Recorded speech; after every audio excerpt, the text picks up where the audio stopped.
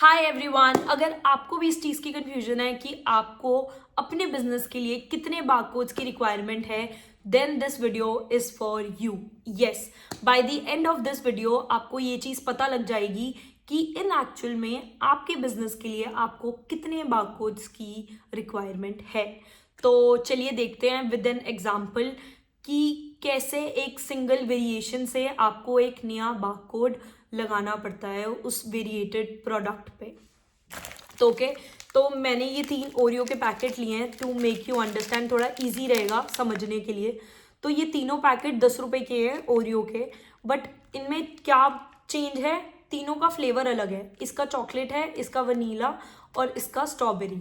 तो तीनों के फ्लेवर के वेरिएशन के कारण क्या हुआ, तो अब मुझे इसके लिए एक बारकोड चाहिए, इसके लिए अलग चाहिए और इसके लिए अलग। मतलब जैसे ही प्रोडक्ट में फ्लेवर का वेरिएशन आया तो अब मुझे नया बारकोड लगेगा हर वेरिएशन प्रोडक्ट पे। चाहे ये 10 रुपए के हैं तीनों, पर इसमें क्या अलग है, तीनों में फ्लेवर अलग है। फ्लेवर अलग होने से हमें एक नया बारकोड, हर तीनों पे नया बारकोड लगेगा। 1 2 3 barcodes we are required to have.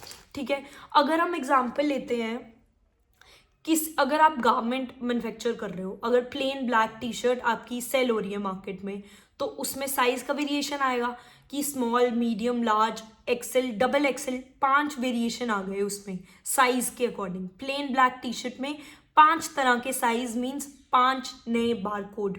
Okay, तो ये चीज का ध्यान रखना, जैसे ही प्रोडक्ट में वेरिएशन आती है जाएगी वैसे ही वैसे नया बारकोड लगता जाएगा उस प्रोडक्ट पे। अगर आज तुम कोई भी चीज़ मैन्युफैक्चर कर रहे हो एफएमजीसी प्रोडक्ट्स में, तो अगर उसमें कलर में वेरिएशन है, पैकेजिंग में वेरिएशन है, फ्लेवर में, टाइप में, साइज में, तो you need to have a new barcode for that. अब अगर मैं एग्जांपल लूँ कि आप कोका कोला बेच रहे हो मार्केट में, जिसमें 3 तरह की वैरायटी है साइज में।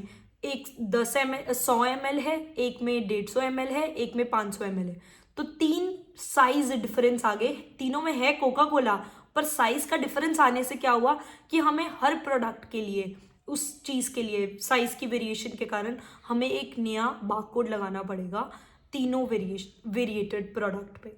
तो इस चीज़ का मत भूलना कि जब भी तुम अपने बिजनेस के लिए कैलकुलेट करोगे कि तुम्हें कितने बारकोड्स चाहिए, तो हमेशा इस चीज़ का ध्यान रखना कि कोई भी साइज में वेरिएशन, कलर में वेरिएशन, टाइप में, पैकेजिंग में, प्राइस में, जैसे ही वेरिएशन आएगा उस प्रोडक्ट के लिए तुम्हें एक नया बारकोड लेना पड़ेगा। और एक और एग्जांपल दे सकती हूँ तुम्हें। तो अगर तुम ये देखो, ये छोटा पैक है 10 रुपए का and this is for 30 rupees. तो अब इन दोनों का फ्लेवर सेम है, पर वेरिएशन कहाँ आया, साइज में, प्राइस में और साइज में भी, क्योंकि इसकी क्वांटिटी और इसकी क्वांटिटी में फ़र्क आया और प्राइस में भी फ़र्क आया।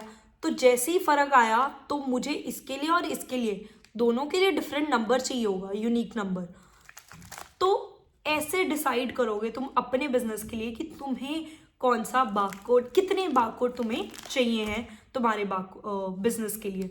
और तो और एक चीज़ का ज़रूर ध्यान रखना, क्योंकि लोगों को ये बहुत कन्फ्यूजन रहती है इस बात की भी, कि लोगों को लगता है कि अगर मैं plane black T shirt manufacture कर रहा हूँ, वो भी मीडियम साइज़ की, तो मुझे जितने यूनिट प्रोड्यूस करूँगा plane black T shirt medium size का, उतने ही बारकोड चाहिए होंगे। नहीं, medium size plane black T shirt 1 barcode, that's it.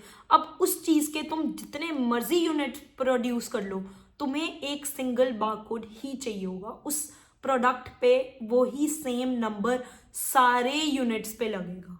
तो ये चीज़ मत कंफ्यूज करना अपने उसमें कि हमें तो लाखों बारकोड्स चाहिए होंगे, इतना खर्चा नहीं। वेरिएशन आया प्रोडक्ट में तो आपको उसके लिए नया बारकोड लगेगा, दैट्स इट।